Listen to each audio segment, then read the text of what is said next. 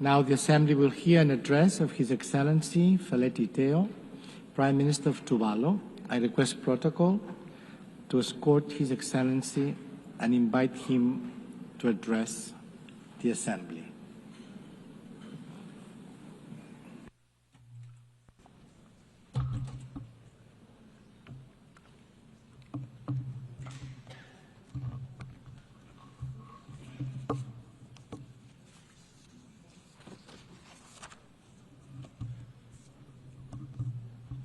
Mr. President, Excellencies, distinguished delegates, I am indeed honored to once again address this august assembly as the Prime Minister of Tuvalu.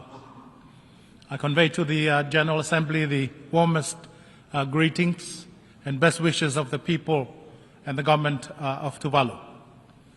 Allow me to extend my sincere congratulations to Excellency President Annalena Baerbock on their election as President of the 80th session of the General Assembly of the United Nations.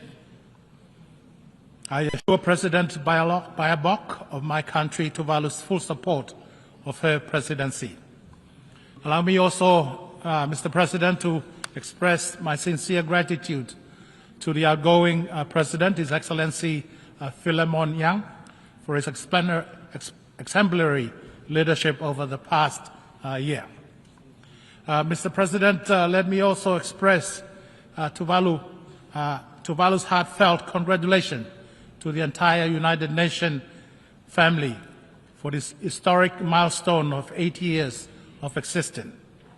For 8 decades, the United Nations stood as a steadfast pillar of peace, a champion of multilateralism, and a beacon of hope for humanity. The UN's enduring presence is a testament of the transformative power of unity and the remarkable achievement made possible when nations join forces in a spirit of cooperation and unity of purpose. Tuvalu takes enormous pride in its membership of the United Nations, especially as it celebrates its 25th anniversary of UN membership this month. Mr. President, the occasion of the 80th anniversary of the United Nations should and must be a moment of reflection and re-envisioning to ensure the United Nations remains true and faithful to the objective of its foundational document, the UN Charter. Despite our historic achievement, we continue to witness conflict, persistent human rights violations, and development setbacks. These challenges run counter to the principle of the United Nations Charter and serve as a stark reminder that our quest for peace, justice and sustainable development remain incomplete despite the maturity and the advanced age of the United Nations. That is why, Mr. President, Tuvalu fully supports the Secretary General's UN 80 initiative to make the UN more effective and impactful for the millions of lives that depend on it. Mr. President, I commend and applaud the selection of the theme Better Together, 80 years and more for peace, development, and human rights. The theme is both timely and fitting, considering the persistent challenges to global peace and security and to multilateralism. The notion of better together underscores the power of unity and working together despite the differences amongst nations, because true progress can only be realized when the limiting factors to our common objectives and goals are adequately addressed. The achievement of peace, security, and sustainable development hold little value if the poor and the most vulnerable are left behind. I therefore commend the President's pragmatic vision in guiding the direction of this important milestone session. Mr. President, climate change and sea level rise remain the greatest security threats to Tuvalu, and they continue to be the top development and security priorities for Tuvalu. Climate change and sea level rise are multidimensional and cross-cutting development issues that impact and challenge not only the future statehood and sovereignty of Tuvalu, but also the fundamental and the integral quality of lives of the people of Tuvalu in terms of food and water security, land security, and economic security and prosperity. Tuvalu continues its strong international advocacy for the special case of Tuvalu as the most vulnerable of the most vulnerable countries to the impact of climate change, especially climate-induced sea level rise. Towards that objective, Tuvalu has been vocal and active in its efforts to future-proof its statehood and sovereignty by seeking to influence state practices and international law as they relate to the impact of climate change and sea level rise on statehood continuity and the permanency of properly demarcated maritime boundaries and the right to the resources therein pursuant to the UN Convention on the Law of the Sea. Tuvalu has also taken bold and unilateral actions in this regard. Tuvalu has amended its constitution to ensure Tuvalu's statehood in perpetuity and its maritime boundaries are protected and remain permanent, no matter what happens to Tuvalu's land territory because of climate change. Through the landmark Feleti Union Treaty between Australia and Tuvalu, Australia is now legally committed to recognize Tuvalu's sovereignty in perpetuity and support human mobility with dignity and rights. Tuvalu fully supports the effort of the UN General Assembly in elevating the issue of sea level rise as a standalone issue and commenced its historical high-level meeting last year in 2024 on sea level rise. Tuvalu welcomed the decision of the UNGA this year to convene another high-level meeting on sea level rise next year at its 81st session in September 2026, with the view to consider a UN declaration on sea level rise. The journey towards the UN summit on sea level rise next year must be a turning point, securing long-term commitments so that islands, nations like mine are not left to confront the prospect of irreversible loss and damage. For the anticipated UN declaration on sea level rise, Tuvalu strongly advocates the inclusion in the declaration of the following matter. First, the affirmation of statehood continuity and the permanency of maritime boundaries amidst the climate crisis as a principle of international cooperation. Secondly, promote secure, organized and dignified pathways for human mobility. Thirdly, support the safeguard of culture and heritage of affected communities. Fourthly, deliver innovative and rapid financing to enable adaptation journeys of the most vulnerable. And fifthly, ensure access to knowledge, data and science to inform strategic planning, enhance resilience and foster global cooperation.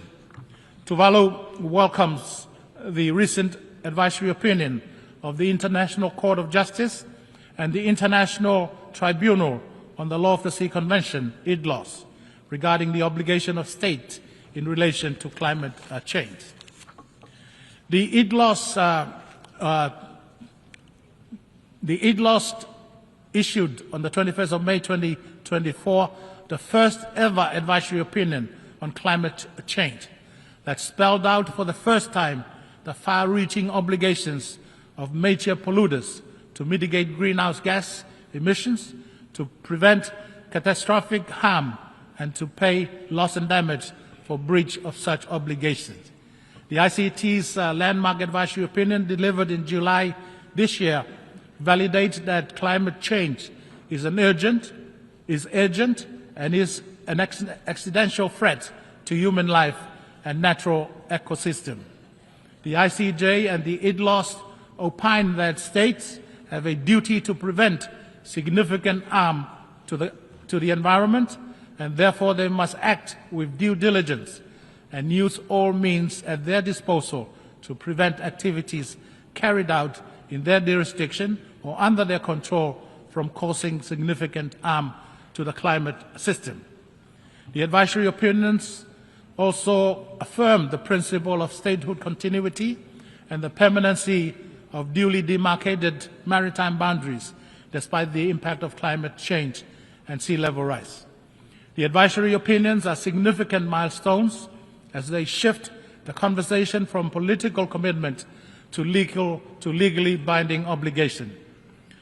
Despite the advancement in state practices and the recent judicial pronouncement on climate change and sea level rise, Tuvalu continues to call for the development of an international treaty on sea level rise that codifies the legal rights of affected states and peoples, and to reaffirm the principles of statehood continuity and the permanency of maritime boundary. It is my hope that the urgency to address the existential threat of climate change and sea level rise will not be overshadowed by the ongoing geopolitical competition between the superpowers and the military conflict around the globe. Mr. President, while the UNGA prepares for the UN Summit on sea level rise next year, Tuvalu continues to fulfill its obligation under the UN Framework Convention on Climate Change. With a sense of pride, Tuvalu has presented its first biennial transparency report to the UNFCCC, which is a testament to Tuvalu's commitment to transparency, accountability, and climate actions. During this week, I announced the third nationally determined contribution, NDC 3.0, which is Tuvalu's blueprint to resilience and a pledge to the world, linking climate action, sustainable development, cultural preservation, and a just transition to 100% renewable energy.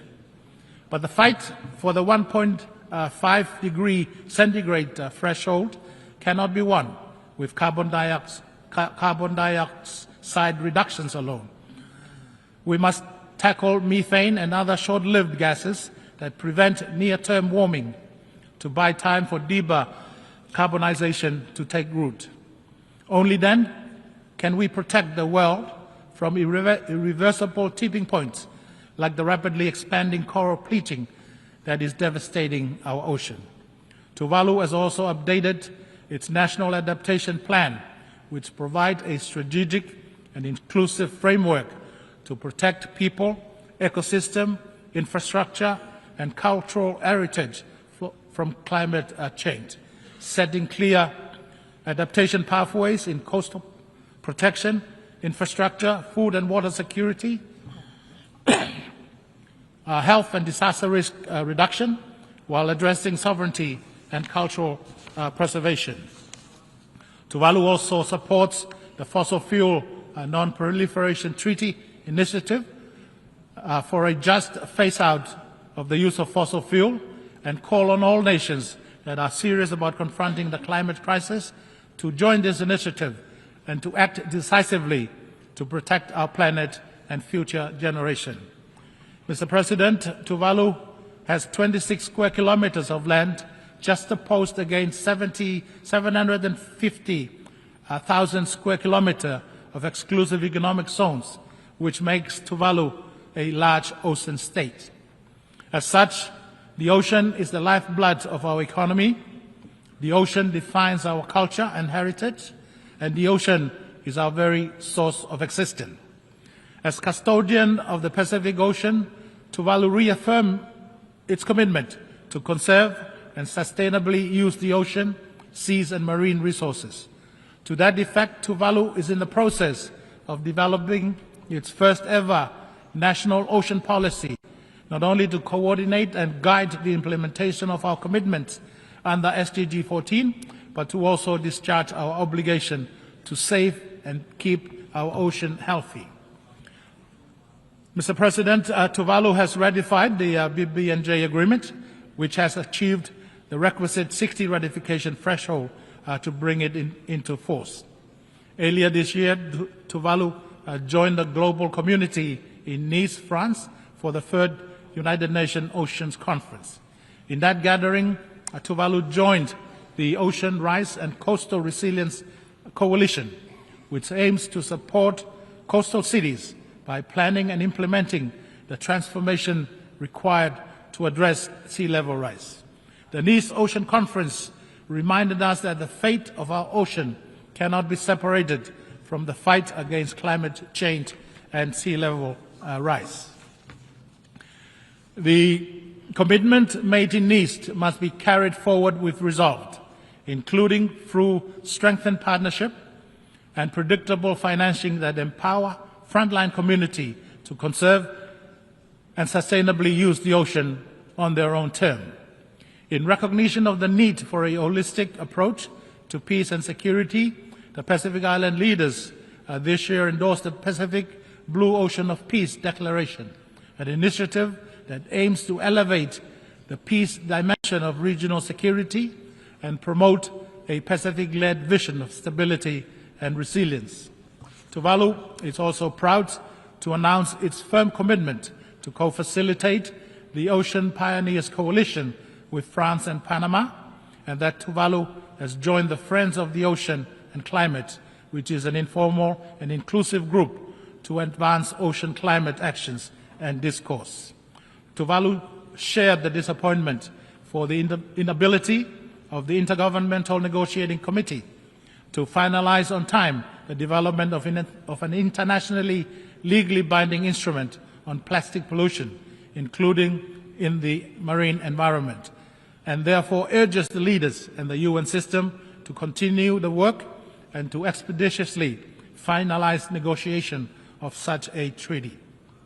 Mr. President, the principle of better together is more than just a watchword. It is a powerful affirmation of partnership in the face of increased challenges to multilateralism. The Antigua and Barbuda Agenda for SIDS, ABAS, and the Samoa Pathway, and the Pact for the Future are key development frameworks founded on this shared conviction that aligns with SDG 17. Genuine and durable partnership is not a choice, but a necessity. It is a principle that continues to shape international cooperation and respond to the unique and persistent challenges that SIDS and LDCs like Tuvalu continue to face. Tuvalu acknowledges the progress achieved for such a genuine and enduring partnership. However, greater global efforts remain needed by those at the lower end of the global economic scale, like the LDCs and the SIDS. The Decadal Guide for Financial Cooperation, dubbed the Compromiso di Sevilla, fell short of our ambition for a truly transformative financing framework. Much to our disappointment, there is also omission of previously agreed climate financing language from the document.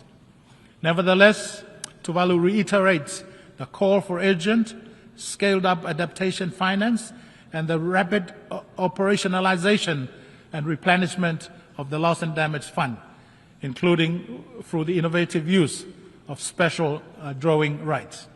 Tuvalu remains steadfast in its call for increased grants and concessional financing, improved access to climate change and development funds, technology transfer and capacity building initiatives that are tailored to the special circumstances of small island developing states. Moreover, international financial institutions must reconsider eligibility criteria that prevent vulnerable countries from accessing support simply because of income classifications that do not reflect our exposure to multidimensional risk. For Tuvalu, justice in global finance means recognizing that vulnerability cannot be measured by GDP alone. It means valuing resilience, equity, and the right of every nation, large or small, to chart a secure and sustainable future. Timely and targeted assistance is not charity. It is a matter of justice and survival. For the foregoing reasons, Tuvalu has joined the Pacific Resilience Facility, which is a Pacific-led and Pacific-managed facility to cater for the specific adaptation needs of Pacific Island countries in the face of climate change. Tuvalu calls on the international community, especially the developed countries and partner organizations, to support the capitalization of the Pacific Resilience Facility.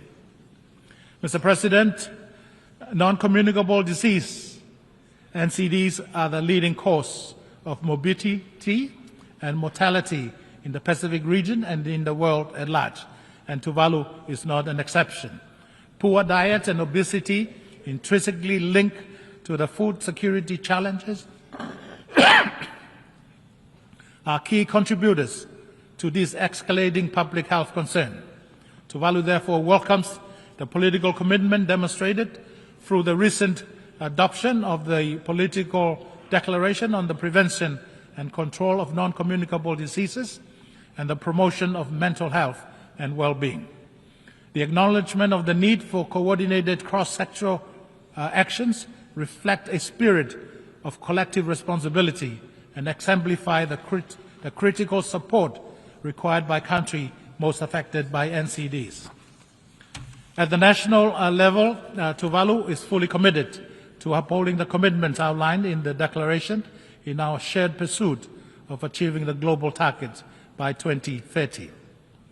Mr. President, earlier this week we commemorated the 30th anniversary of the 4th World Conference on Women, and the Beijing Declaration and Plan of Action, considered the most progressive blueprint ever for advancing women's rights.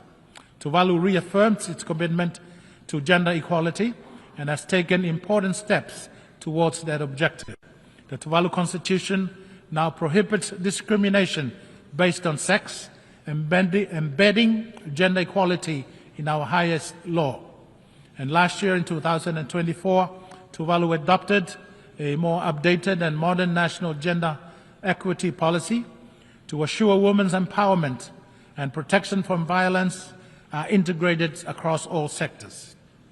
Women's rights are not only human rights, but are also a foundation of sustainable development, peace and resilience.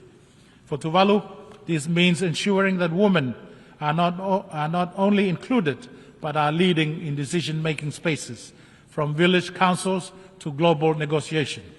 Equally, Tuvalu places high importance on the role of young people in building a more just, sustainable, and inclusive future. As we also marked yesterday the 30th anniversary of the World Programme of Action for Youth, we take this opportunity to underscore our support for youth development and leadership. We must continue to create the conditions that allow our young people to realize their full potential as active agents for change, as innovators and as partners in achieving the Sustainable Development Goal. Tuvalu recognizes that inclusive development cannot be achieved without the full and equal participation of women and youth. Mr. President, projecting the principle of inclusivity and leaving no one behind to the UN system, Tuvalu deeply regrets the continued exclusion of the Republic of China, Taiwan, from the United Nations system. As a long-standing and reliable development partner of Tuvalu, Taiwan has consistently demonstrated its commitment to international cooperation, making meaningful contribution across a broad range of development sector. Tuvalu holds the strong view that the UNGA Resolution 2758 does not preclude Taiwan's meaningful participation in the UN system, and Tuvalu calls for the admission of Taiwan as a member of the United Nations and its specialized agency. Similarly, it is regrettable to observe that the people of Cuba continue to bear the economic burden of long-standing unilateral economic sanctions, which deny them crucial international development assistance and partnership necessary for their recovery and rebuilding efforts. Tuvalu believes that sanctions which isolate and impoverish entire peoples run counter to the spirit of the United Nations Charter. Tuvalu supports the lifting of these sanctions and joins other member states in calling for the removal of Cuba from the list of state sponsors of terrorism. Mr. President, next week on the 1st of October will be Tuvalu's 47th independence anniversary. Though the birth of Tuvalu and the United Nations are a generation apart, Tuvalu remains grateful for the privilege of being a member of the United Nations and to have engaged and collaborated with the UN family of nations in our common pursuit of advancing the vision of this session, Better Together, 80 years and more for peace, development and human rights. I wish to express my special thanks and sincere gratitude to the United Nations and its member states, in particular Tuvalu's generous traditional and emerging partners, for all the support and assistance afforded to Tuvalu.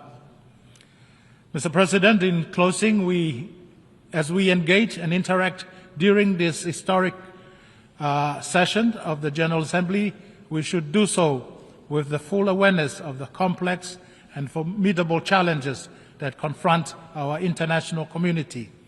Yet history has shown us that no challenge is insurmountable when we face it together, in solidarity and in unity of purpose. I therefore call upon all members of State of the United Nations family to move forward in unity, guided by our shared purpose and common mission. Let us remain steadfast in upholding the principle of the United Nations Charter, which continue to inspire and give meaning to the vision of this session. While progress may not have come as swift as we desire, it is far more meaningful when it is achieved collectively. For indeed, when we stand together, united in principle, in purpose, and in resolve, we not only achieve better outcomes, but more enduring, equitable, and just outcome. I thank you, and as we say in Tuvalu, whakawhetailasi, Tuvalu mo te dua, Tuvalu for God. Thank you.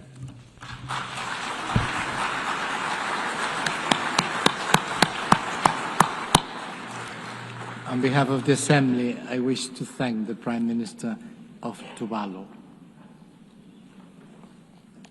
The Assembly will now hear an address of His Excellency Isake Balyu Ek, Prime Minister of the Kingdom of Tonga. I request protocol to escort His Excellency and invite him to address the Assembly.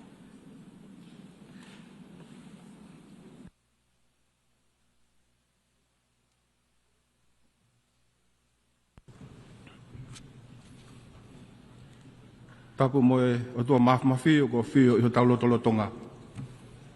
Distinguished heads of state and heads of government, His Excellency Mr. Antonio Guterres, Secretary General of the United Nations, His Excellency Ms. Annette Baerbock, President of 80th United Nations General Assembly, distinguished